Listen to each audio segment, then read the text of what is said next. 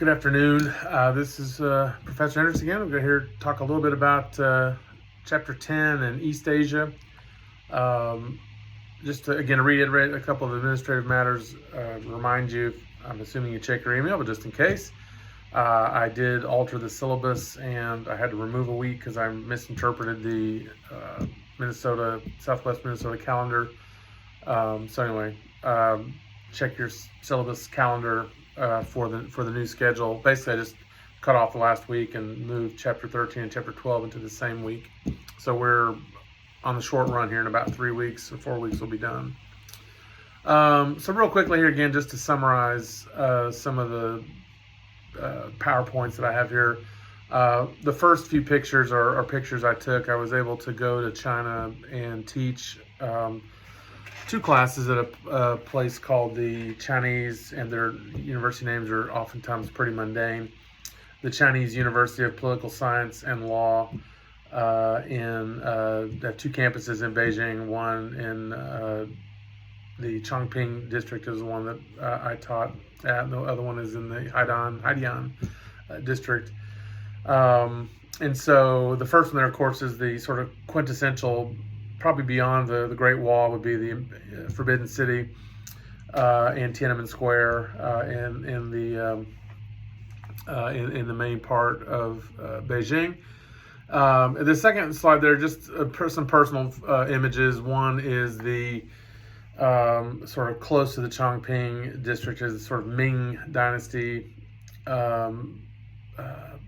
compound, if you will. It's kind of a smaller version of the Imperial City. You can see sort of quintessential Chinese architecture, and instead of not concentric circles, or kind of concentric squares, fallback positions. You know, if you're being invaded or attacked or sieged, if they breach the first wall, you can retreat back and breach the second wall and retreat back.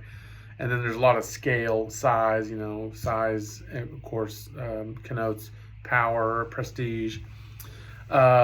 The second one there is McDonald's. If you ever travel overseas, I'm one of those, like, eat local. But every once in a while, you just gotta have an ice cold Diet Coke with ice in it, or Coke, or whatever your drink is. So that's McDonald's. That was in Beijing, and Beijing's pretty far out. So unlike American cities, you know, our largest city, New York City, is 9.2 million people. China, and a lot of these cities, of course, have what we would call mega cities. So Beijing, I think, had at the time 26 or 27 million people. From where I was in the Chongping district, you're talking, it was a 30-minute train ride to the city center of Beijing. So they really, you know, concentric, you know, basically just, what's the word? Annexing, that's what I'm looking for, districts as they go out. The second one, there's a colleague of mine and our 2 TAs. So I taught a class in American government, and then I also taught a class in American constitutional law there. So we're at the Great Wall, and you can see the incline there behind us is about a 35-degree angle. Suffice to say, we got our cardio in. The other young man is my youngest son, who's now 19. So he was able to go with me in 2019. That's him in a Walmart. So we went to a Walmart in China. I can't. It was exciting. The second one there is we got to see Spider-Man: Far From Home in a Chinese theater. So they're crazy for Marvel. Back when Marvel was really good. The bottom one there is us in Shanghai. So if you ever get a chance to go to Shanghai, definitely recommend it. That's called the Bund, the river there, and on the other side are all these huge, beautiful skyscrapers. Behind there, and I didn't want to be too vain and put too many personal pictures, is more of a sort of old school architecture, more say from the 1920s and 1930s. And then the pictures there of him eating a snake. China is kind of famous for its street food. That's in the Wanfunjing district in Beijing. That's deep fried snake, so water snake. You can get deep fried scorpions, deep fried spiders, deep fried grubs, all sorts of things. Anyway, so there's that. I haven't been back since 2019, but who knows? Now that things are heating up geopolitically, of course, but pandemic-wise, that was all before the pandemic. So in terms of the People's Republic of China, we'll start with them real quickly because that's where I went. I've been to the two extremes of Asia. I've been to far West Asia, which is Israel, and Far East Asia, which is China. Hoping to go to Japan in the next year or two. So the People's Republic of China, as you know, obviously we're involved in a current sort of trade war. Not sort of, we're involved in a trade war with them. There are some challenges to that. You know, there are communist countries, so I will say this, and I'm not going to defend tariffs or not, because and this won't be on the test or anything like that. I'll call myself a tariff skeptic. I think in targeted ways they can be useful. If they're broad, they can be harmful. But part of the reason I will say this in China is they do, and they're renowned for the Chinese government, rather. So always differentiate between the people and the government. The government of China is very predatory when it comes to what's called IP, intellectual property, patents, trademarks, copyrights. I mean, they steal movies left, right, and center. They steal high-tech patents left, right, and center, oftentimes, and sell them back to us in terms of that. It's really hard to sue over there, so court access is very difficult if American companies or Western companies want to sue for trademark infringement. So, for example, New Balance tennis shoe company had a heck of a time getting the Chinese government to step in and prevent counterfeit trademarking of tennis shoes with their, well, it looks like a Z, but the N, New Balance, on the tennis shoes, that's a trademark. And so the government was always ambivalent about protecting Western trademarks in China. So that's kind of very little of the subtext of sort of the trade imbalances that go along with there. This is not an economic class, so we're not going to get too deep into those woods. But that's kind of the subtext of some of that. And that's been going on for decades, so that's not a lot of this stuff precedes Trump and precedes Biden and precedes Obama, and it goes back into the 90s and the 80s, quite frankly, in there. So, you know, most things are more than just super recent.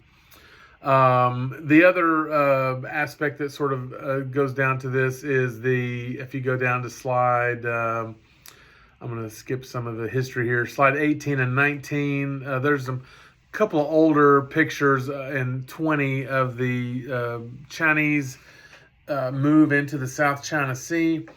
Going back up to the map here, you can see, I'll go back up to the original map on slide 4. If you see this, the South China Sea is, it's to the south, obviously, south and east of China. And it runs a butt to Taiwan, the Philippines, Vietnam, and, so and we'll talk more about this in a couple, 3 weeks when we get to the oceans and the law of the sea. But you have 12 miles under the UN treaty, of which China is a signatory, in the United States. You have 12 miles that are called territorial waters. Those are yours. They're part of China. They're part of Vietnam. They're part of 12 miles off your coast. We'll get to some more details than that. And then you get 200 or 300 miles off the coast to sort of exploit economically. So if there's oil, continental shelf, fisheries, kelp forests, those kinds of things. And then the rest of it's what's called the high seas, or the open sea, the open ocean, which is generally sort of what's called global commons. It's open to all people, all nations of goodwill, and all that kind of stuff. So when China builds islands and atolls in the middle of the lane, it's kind of like this is not the perfect example, but going to like Interstate 70 or Interstate 50 or 4, I'm not sure what interstate you have up there in Minneapolis and Minnesota, but building in the middle lane. So you got a 4-lane or 5-lane highway, divided freeway, which is what the open oceans are. They're a freeway for trade. It's kind of like starting to build a median in the center lane. It's like, wait a minute, you're blocking up traffic here, and this highway belongs to all of us, and there's already a median, and you've got that side and this side. We've all paid for this, and we all share this, but you're moving into the center lane. The implication being that you're, sort of taking it over. The gambit is they're creating Chinese sovereign land, which would then increase their territory 12 miles off those islands that they're building and calling theirs, and then 200 miles off. So they're, in a sense, expanding their territorial water so they can then claim all of the South China Sea for themselves. So Vietnam does not agree with that. The Philippines do not agree with that. Taiwan does not agree with that. Neither does Indonesia, and Singapore, and Brunei is actually there as well. Not to mention the United States and nations who are interested in free trade and all of the sea lanes being open. And it's called freedom of the seas. It's kind of a modern concept. If you date modernity at, say, 1600, freedom of the seas is really a relatively modern concept. So that's a very long, too long didn't read version of the brouhaha about the South China Sea and the islands that are there. And then you throw on top of that Chinese desire to probably annex or Taiwan to China and their one China policy. The Chinese government, the People's Republic, the Communist government, sees itself as the legitimate government of one China, which includes the Chinese on Taiwan and themselves. Taiwan also has a one China policy that sees themselves as the government of the mainland of China. Obviously, you can see from slide 4 the relative size difference, not to mention the population difference, 1.4 billion versus, tens of millions on the islands. On the island, rather, it would not be a fair fight, and it would be a very bloody fight if it ever comes to that.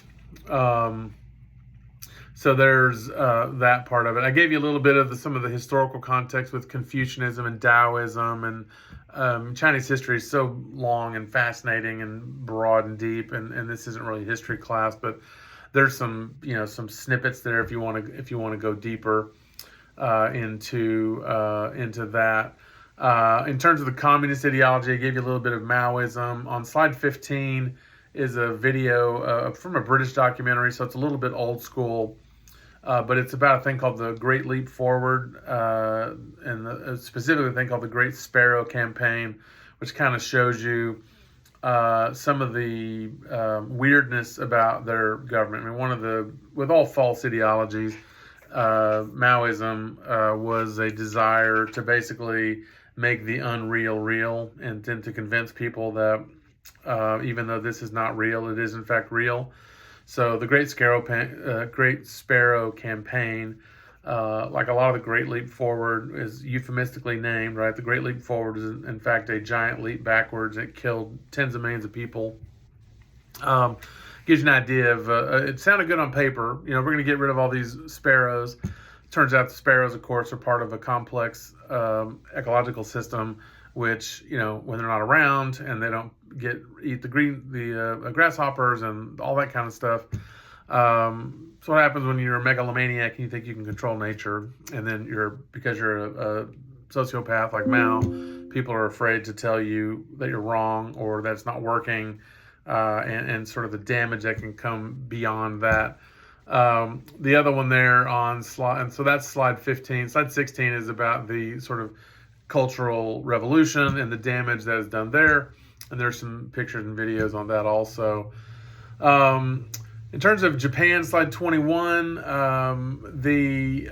again, there's a clip there of the tsunami and the quake from 2011, which kind of gives you an idea, again, of the modernity, some of the things that happened. We talked, or I put a clip, way back when we talked about Haiti. Haiti has a 6.0 earthquake, or 6.5 earthquake, which is not, well, it's big, don't get me wrong. We actually just had a 5.2 earthquake here, actually like 10 minutes ago, in the building standing, right? Building codes and the governmental, all that kind of stuff. So you see some countries, in Iran, you'll have a 6.5 earthquake and buildings are devastated and there's tens of thousands of dead or injured. Haiti, 300,000 dead. And Japan has this ginormous earthquake and this very devastating tsunami. It killed, 20-something thousand people, many of them missing, probably sucked out into the ocean and the way tsunamis go. But because Japan has the, sort of first world government functioning building codes and tsunami warning systems and all those kinds of things, it's more able to recover. So again, part of the sort of this class is it's not just political geography. There's a little bit of a sort of cultural geography to that there's a lot to be said about the governing principles behind a government. And it's not just American or British or whatever. There's lots of governments around the world that function. And when they function, they're able to protect their people and ameliorate the suffering of their people in some ways. Nothing's perfect, and no one is perfect, of course, in that. Gave you also some pretty cool demographic videos about Japan. Slide 26. They do, like China, have a cratering population numbers wise. They're not having babies at replacement rate, so their population is shrinking. I hate to break it to the overpopulation crowd, but that's not really good for your society. You don't have enough workers, you don't have enough taxpayers, you don't have enough people to actually build things, innovate things, take care of your old people, raise your young people. So there's clips in there about the sort of emergency of that, some of the cultural effects of that, and the link there about housing surplus. There's a ginormous housing surplus in Japan as the population's cratering. That being said, its large cities are still crowded, like Tokyo. 27 is a video of a thing called Bull Sumo, which is from the South Islands. Wagyu beef and Kobe beef. Japan has a very strong tradition of beef products. 28 is a video about a crazy thing called their subway stuffers. They work in the Tokyo subway system. If you're claustrophobic, be advised. Anyway, these people just kind of, it was an interesting video clip just for these, they're sort of crowding people into the subway system. As someone who is semi-claustrophobic, it gives me the heebie-jeebies. And then the same, last one here on North Korea and Korean Peninsula. Again, just sort of the punishing nature of the North Korean government. There's a video about the slide 32 of the U.S. flying U-2 missions over North Korea looking for weapons and all that.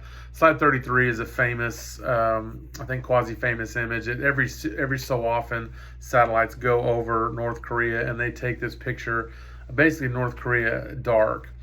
And you can see again the punishing nature of the regime. It really can barely keep the lights on. Keeps the lights on for its own people. It's got a wall-to-wall 24/7 propaganda machine. But it you see all the countries around it: Japan, South Korea, China, Russia, and then the lights are on. All street lights, stop lights, traffic lights, porch lights.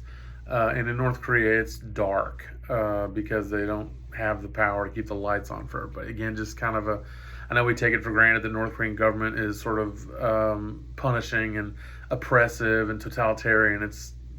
In many ways, it's the worst of the worst there as well. And then the other one I would encourage you is on the Mongolian side. There's a video there about the Mongolian horses. There's like a horse derby, a race across Mongolia, which kind of harkens back to Genghis Khan and the sort of world famous Mongolian ponies that are just, they'll go for days and just not